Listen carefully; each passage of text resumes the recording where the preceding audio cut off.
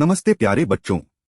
आज मैं आपको रोहन और प्रिया की एक रोमांचक कहानी सुनाने जा रही हूँ। एक ऐसे जंगल की जहाँ जादू था और दोस्ती की सच्ची ताकत थी। दृश्य एक, रंगोली वन का परिचय। एक बार की बात है, एक बहुत ही सुंदर और जादुई जंगल था जिसका नाम था रंगोली वन। यह कोई साधारण जंगल नहीं था। यहाँ के पेड़ पौधे, फूल पत्तियां सब रंग बिरंगी थीं, जैसे किसी ने आसमान के सारे रंग इस वन में बिखेर दिए हों। सुबह की धूप में इसकी हर पत्ती ऐसे चमकती थी जैसे उस पर छोटे छोटे हीरे लगे हों। इस जंगल के किनारे एक छोटे से गांव में रोहन और प्रिया नाम के दो प्यारे बच्चे रहते थे। रोहन थोड़ा शरारती था, लेकिन उसका दिल बहुत अच्छा था, और प्रिया शांत स्वभाव की, समझदार और चीजों को गौर से देखने वाली लड़की थी। दोनों पक्के दोस्त थे और उनका पसंदीदा काम था रंगोली वन में घूमना, पेड़ों के नीचे खेलना और चिड़ियों की मीठी धुन सुनना। लेकिन एक दिन उन्होंने देखा कि रंगोली वन की चमक फीकी पड़ रही थी। पेड़ों के रंग धुंधले हो रहे थे, फूल मुरझा रहे थे और हवा में पहले जैसी जादुई खुशबू नहीं थी। रोहन ने उदास होकर कहा, प्रिया देखो न, हमारा रंगोली वन कितना उदास लग रहा है। प्रिया ने पेड़ों की पत्तियों को छूते हुए कहा, हाँ रोहन, ऐसा लग रहा है जैसे किसी ने इसकी सारी खुशी चुरा ली हो। दोनों बहुत परेशान हुए, क्योंकि रंगोली वन उनके लिए सिर्फ एक जंगल नहीं था, वह उनका सबसे अच्छा दोस्त था। वे नहीं जानते थे कि इस जंगल को क्या हो गया था, पर वे इसे पहले जैसा चमकीला और खुशहाल बनाने के लिए कुछ भी करने को तैयार थे। उनकी आंखों में वन के प्रति गहरा प्रेम और चिंता साफ झलक रही थी। वे अपनी छोटी उंगलियों से मुरझाए हुए फूलों को सहला रहे थे। दृश्य दो, जुगनू रानी का आगमन। रोहन और प्रिया जंगल की इस उदासी से बहुत चिंतित थे। वे एक बड़े से जामुन के पेड़ के नीचे बैठे थे और सोच रहे थे कि क्या करें। तभी अचानक उनके सामने हवा में एक हल्की सी चमक उठी। चमक बढ़ती गई और देखते ही देखते एक बेहद सुंदर जुगनू रानी उनके सामने प्रकट हुई। उसके पंख इंद्रधनुषी रंगों से चमक रहे थे और उसके सिर पर एक छोटा सा ताज था जो छोटी छोटी मोतियों से बना था। जुगनू रानी ने एक मीठी और हल्की आवाज में कहा, प्यारे बच्चों, मैं रंगोली वन की जुगनू रानी हूँ। मैं जानती हूँ तुम क्यों दुखी हो। रोहन और प्रिया ने हैरानी से आंखें फाड़ लीं। उन्होंने कभी किसी जुगनू को इतनी बड़ी और सुंदर नहीं देखा था, और वह बात भी कर रही थी। प्रिया ने पूछा, जुगनू रानी, क्या आप बता सकती हैं कि हमारे वन को क्या हो गया है? जुगनू रानी ने लंबी सांस ली और बताया, बच्चों, रंगोली वन की सारी जादुई शक्ति एक जादुई जुगनू मणि में समाई हुई है। वह मणि ही वन को रंग और चमक देती है। लेकिन कुछ समय से वह मणि अपनी चमक खो रही है, और अगर वह पूरी तरह से बुझ गई तो रंगोली वन हमेशा के लिए अपनी सुंदरता खो देगा। रोहन ने घबराकर पूछा, तो क्या हम कुछ नहीं कर सकते? जुगनू रानी ने मुस्कुराते हुए कहा, नहीं मेरे प्यारे बच्चों, तुम ही इसे बचा सकते हो। तुम दोनों में दोस्ती और हिम्मत की अद्भुत शक्ति है। तुम्हें उस मणि को फिर से जगाना होगा। जुगनू रानी की बात सुनकर बच्चों की आंखों में आशा की किरण चमक उठी। वे जुगनू रानी की ओर उत्सुकता से देखने लगे, जानना चाहते थे कि आगे क्या करना है। दृश्य तीन, पहली पहेली और भालू मित्र। जुगनू रानी ने बच्चों को समझाया, उस जादुई मणि को फिर से जगाने के लिए तुम्हें रंगोली वन की गहराइयों में छिपी हुई खुशियों की रोशनी को ढूंढना होगा। इसकी शुरुआत एक पहेली से होती है। जुगनू रानी ने अपने चमकते हुए पंखों से हवा में एक सुनहरे अक्षर बनाए और कहा, सुनो बच्चों, तुम्हारी पहली पहेली है, जहां मीठा शहद मिले वहीं मिलेगा पहला सुराग। जो सो रहा है आलस में, उसे जगाओ प्यार से, वही बताएगा तुम्हें राह। रोहन और प्रिया एक दूसरे का मुंह देखने लगे। शहद, आलस। जुगनू रानी ने कहा, जाओ बच्चों, तुम्हारा समय शुरू होता है। जुगनू रानी चमकती हुई आसमान में उड़ गई। रोहन ने प्रिया से कहा, शहद का मतलब तो मधुमक्खी का छत्ता होता है न? प्रिया ने सिर हिलाया, हाँ, और आलसी कौन हो सकता है? कोई बड़ा जानवर। वे दोनों शहद के छत्ते की तलाश में वन में आगे बढ़े। थोड़ी दूर चलने पर उन्हें पेड़ों के बीच एक बड़ा सा मधुमक्खी का छत्ता दिखा। उसके नीचे एक मोटा, आलसी भालू खर्राटे भर रहा था। वह इतना बड़ा और गोल था कि मानो मधुमक्खी का एक बड़ा सा डिब्बा ही वहां सोया हुआ हो। रोहन ने हिम्मत करके भालू को धीरे से छुआ। अंकल भालू, अंकल भालू। भालू ने एक आंख खोली। हम? कौन है? प्रिया ने मीठी आवाज में कहा, हम रंगोली वन को बचाने आए हैं।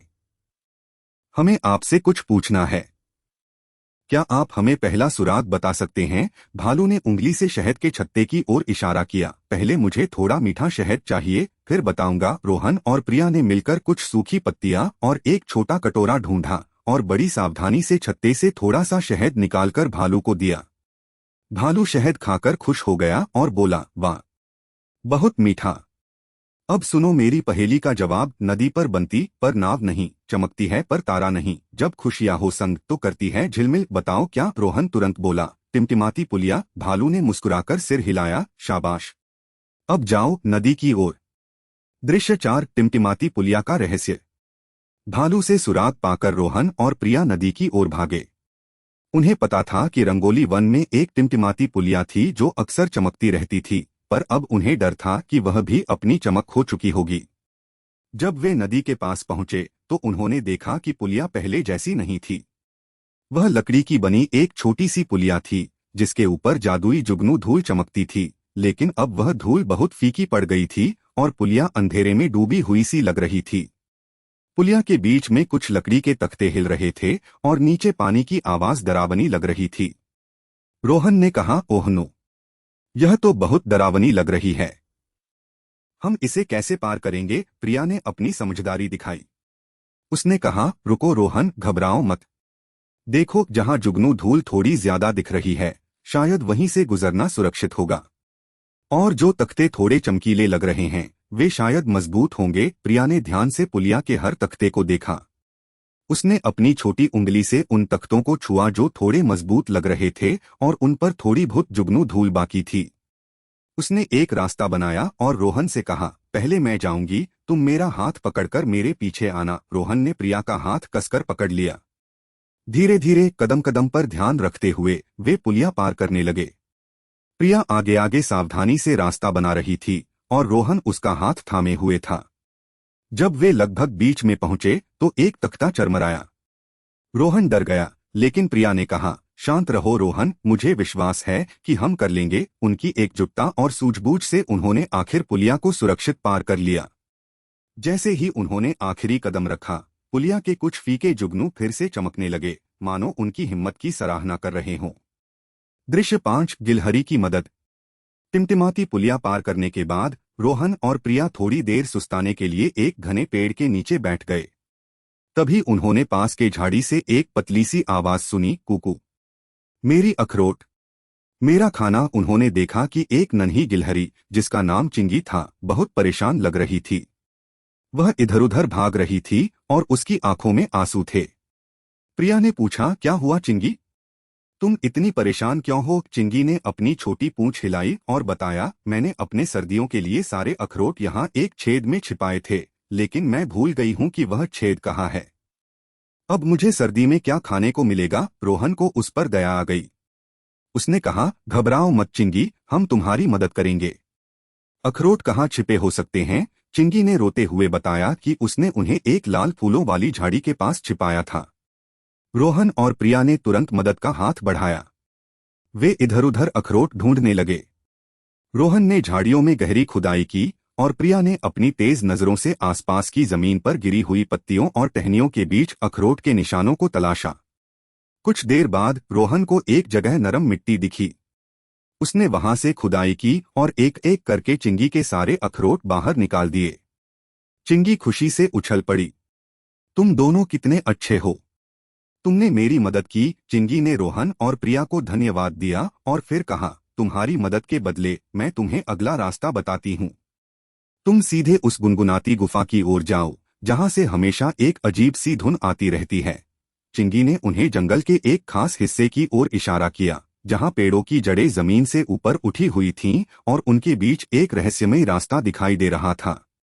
दृश्य 6, गुनगुनाती गुफा में डर और साहस। चिंगी गिलहरी के बताए रास्ते पर चलते हुए रोहन और प्रिया एक घनी झाड़ी के पास पहुंचे। झाड़ी के पीछे एक बड़ी सी गुफा का मुहाना था जो अंदर से बिल्कुल अंधेरा दिख रहा था।